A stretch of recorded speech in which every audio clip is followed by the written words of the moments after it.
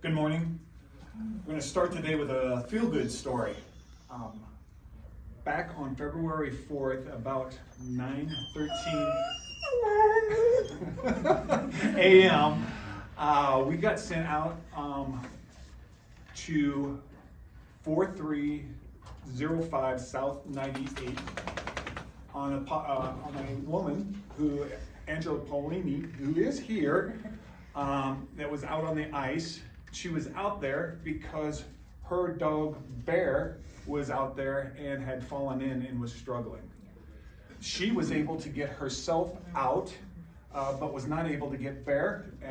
Lancaster County Sheriff's Office was contacted along with rural fire departments. Deputy John Brady arrived, and his quick thinking obtained a canoe, took off his gun belt, his vest, I think even his shoes, and hopefully his phone and wallet, because we've been in the water before together and we forgot those things. Yeah. So, and went out and got Bear. The water was up over his head at the time, where he was able to get Bear, put Bear into the kayak, and float back to shore. If you go to the Lancaster County's Sheriff's Office Facebook, you can see the footage of that. That's good stuff, isn't it? Yeah. With that, I'm going to kind of turn it over to Angela, let her say a few words. Well, Bear will talk for me, I think, but yeah, it was the most scariest thing to see your dog fall through the ice, and we're just lucky that we saw her fall through the ice, otherwise I don't think she would be here today. And so we just didn't have a plan. My husband was in shock, and I was scared that I was going to lose her, and I just went running. And my husband came running after me yelling, and like, no, don't do this. And I had everything on. I think I threw my shoes off, and my phone was still on me, so I still had my phone. And did you too? And I just started walking on the ice, knowing that it was going to at some point give way, and I did. I crawled on like all fours, and kind of spread my mass, and knew it was coming at some point, and I fell through the ice. And then I don't know what I was thinking, because I'm there in the water and I can't get to her. So then I started struggling to get back to shore by breaking ice with all body limbs and body parts and everything I could do, and rolling up onto the ice and then breaking through again. And I was just the whole time, not today, I'm not dying today, it's not happening, my husband will kill me if I die. Dead twice, right? And thankfully he had a level head, and he called, and Sheriff or Deputy Brady came to the rescue, and I'll let him talk now. Is that all right? You bet. He's the hero here. Come on up here.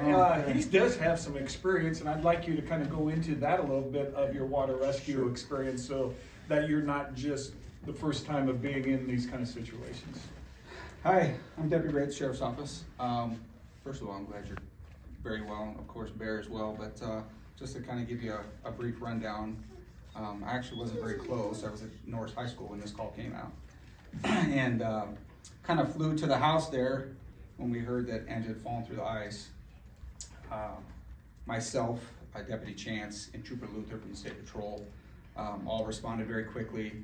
And when we got there, we found out that she had gotten herself out of the ice, but probably one of the more difficult things to watch, for sure for me, was to watch Bear in the middle of that pond, clearly fighting for her life. It was very, very difficult to watch and to listen to her. And she'd go under the water and come back up, so you knew she still had some fight in her. And I think we finally just made the decision that we gotta go get her. So Trooper Luther went and obtained that kayak for me, and he ran it to the shore, and Chris Chance kind of did some watching, and I knew going into the water that it was not gonna be a good time, but I knew that I had those guys also on the shore too, if something went wrong with me. So I do have a little bit of a background with this stuff in the military, as well as doing ice rescue stuff with the Hickman Fire and Rescue Department. As a chief, we train quite a bit on the ice, so I'm comfortable in that environment, and knew that we were going to make something happen for her. So I think, like we talked outside, you knew at some point in time you were gonna go in. It's just the way it was. You just knew. You just didn't know when it was gonna happen. So you just kind of move out until it happened, and then you just from there.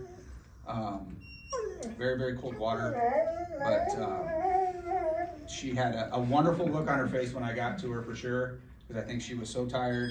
And yeah, I agree. It was cold. How So- long was she out there?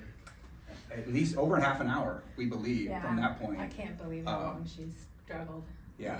and stayed afloat. I think if you watch a video, you can tell Deputy Chance, that's the George Washington video, where she's just sitting in the kayak there, relaxing a little bit, but, he eventually says, we gotta go now, she's not gonna make it much longer, so, that's kind of when we all made the decision that it was time to go, but,